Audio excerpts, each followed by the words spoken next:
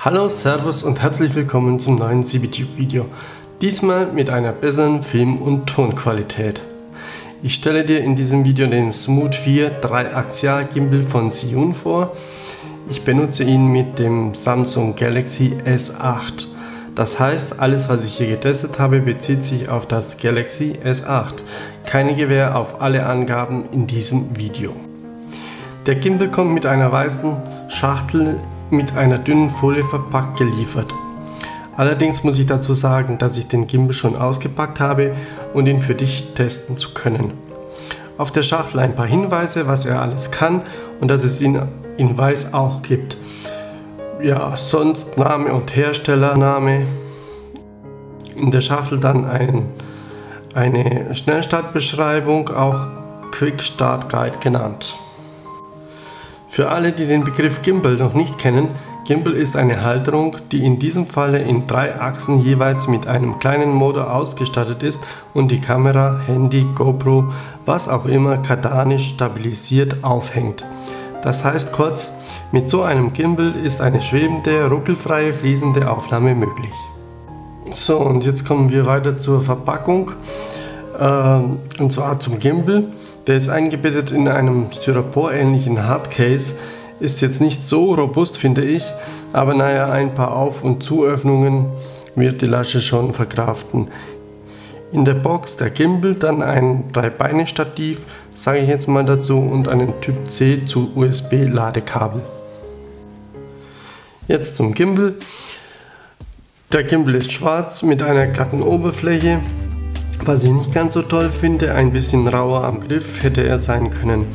Der Gimbal wiegt 550 Gramm und ist für alle Handys von 75 bis 210 Gramm und eine Klemmweite im Bereich von 65 bis 82 mm geeignet. Also sehr leicht und für die meisten Handys geeignet, würde ich mal sagen. Kleine Zusatzinfo noch am Rande. Bei mir war das so, dass ich den Gimbal einmal benutzt habe und die Rändelschraube, also die Abdeckung an der Rändelschraube, war dann weg. Also mein Tipp an dich, wenn du den Gimbal geliefert bekommst, einfach mal nachgucken, ob alle Abdeckungen fest zu sind. Die Abdeckung bekommst du nicht extra zu kaufen oder auf Kulanz, da es sie nicht als Ersatz gibt. Komisch, ist aber so. Ganz wichtig, bevor du den Gimbal einschaltest, muss das Handy immer eingespannt sein. Dazu ziehst du die Klemmen auseinander, steckst das Handy rein und schiebst es bis auf Anschlag runter. Gib das Handy nun nach links oder rechts, stellst du diese an der Rändelschraube so ein, dass das Handy waagerecht steht. Mit dieser Rändelschraube kannst du die Position von waagerecht auf senkrecht stellen. Ich denke mal, ich werde die Schraube nie brauchen, aber naja, für die Selfies-Macher oder so ist es vielleicht ganz praktisch. Bei der Draufsicht sehen wir, viele Knöpfe hat das gute Teil, das steht fest. Links das Wunder-Zoom-Drehrad, das meiner Meinung nach gar nichts nützt, da man keinen fließenden Zoom hinbekommt, also ich zumindest nicht, aber gut, ich zoome eh nicht so. Dann oben links Menü, Rückkehrtaste, da kommst du in das Menü, so wie der Name schon sagt, mit nochmal drücken beendest du das Menü oder das Tab. Display-Taste, da kannst du dir die Parameter anzeigen lassen, im Video- oder Fotomodus. Bleibst du länger auf der Taste drauf, kommst du in den Modus vollautomatisch in die App zurück. In der Mitte das Einstellrad, mit dem du verschiedene Modis einstellen kannst. Schachbrett, da kannst du die Auflösungsverhältnis, Bildrate oder das Einstellungsmenü aufrufen. Kamera-Umschalttaste sagt eigentlich schon alles. Hier schaltest du zwischen Vorder- und Hinterkamera hin und her. Album-Modus-Taste mit dem Pfeil drauf, kennst du vielleicht von anderen Geräten. Hier kannst du deine Fotos und Videos betrachten. Rechts dann die Belichtungsausgleichstaste, die ist halb weiß und schwarz mit Plus und Minus drauf. Hier kommst du in das Belichtungsmenü. Ja, in der Mitte vom Rad eine Blitztaste, diese fungiert als Bestätigungstaste. Wenn du in den Menüs rumblätterst, hältst du sie länger gedrückt, schaltest du den Blitz an und aus.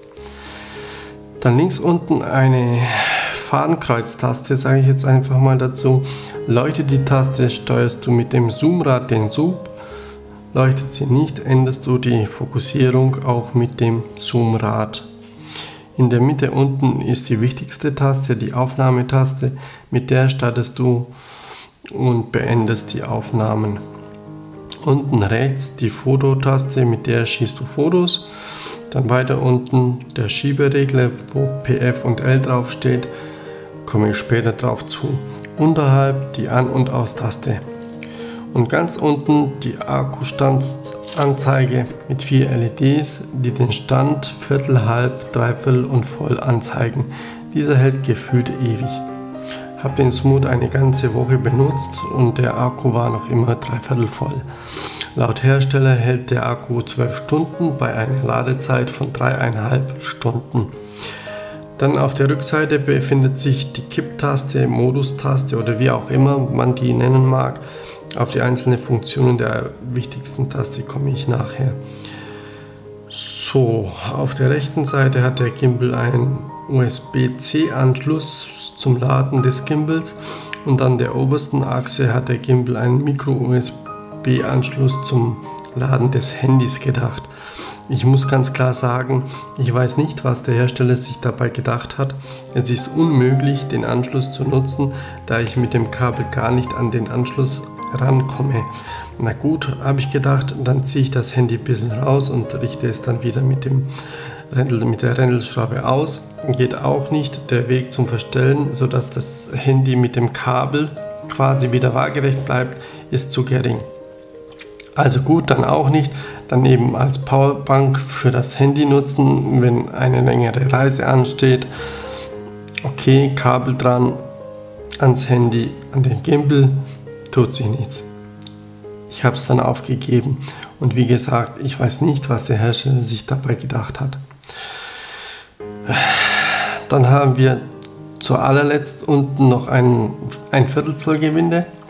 Das ist ganz praktisch, da kannst du das mitgelieferte Dreibeinstativ draufschrauben oder sonstiges Equipment. Jetzt zu den wichtigsten Tasten. Mit dem Schieberegler PF und L beeinflusst du die horizontale Achse, also die Rechts-Links-Bewegung. Ist der Schieberegler auf PF, ist er auf Schwenkverfolgung. Das heißt, wenn du am Handgriff schwenkst, drehst, dann dreht sich das Handy mit. Ist der Regler auf L, ist das Handy verriegelt. Es folgt nicht deiner Bewegung, die du am Handgriff machst. Tipp: Wenn du einen schnellen Schwenk machen willst, den Schieberegler auf L stellen, den Handgriff in die gewünschte neue Position stellen, Schieberegler auf PF schieben und voilà, das Handy macht automatisch den Schnellschwenk. Du kannst aber in diesem Falle auch den Regler auf L lassen und die untere Kipptaste drücken. Es passiert das gleiche. Jetzt zu den Modustasten, Kipptasten. Kipptasten deswegen, das kannst du dir dann vielleicht leichter merken. Mit diesen Tasten beeinflusst du die Kippbewegung oder Rauf-Runter-Bewegung. Hältst du nun die obere Kipptaste gedrückt, folgt das Handy dir bei voller Geschwindigkeit starr. Hältst du die untere Kipptaste gedrückt, folgt das Handy dir verzögert oder ja, weich. Du kannst aber so auch eine neue Position einnehmen, indem du zum Beispiel die untere Kipptaste gedrückt hältst und runterschwenkst und die Taste loslässt. Das Handy bleibt nun in der gewünschten Position. Wenn du nun die untere Kipptaste zweimal drückst, schwenkt das Handy wieder hoch. So, und das war's jetzt erstmal mit den wichtigsten Tasten und Funktionen. Im nächsten Video werde ich auf die App und ihre Funktionen eingehen. Mein Fazit: Ich bin sehr zufrieden mit dem Gimbal und empfehle ihn dir weiter. Den Preis und Link zu diesem Gimbal findest du unterhalb des Videos.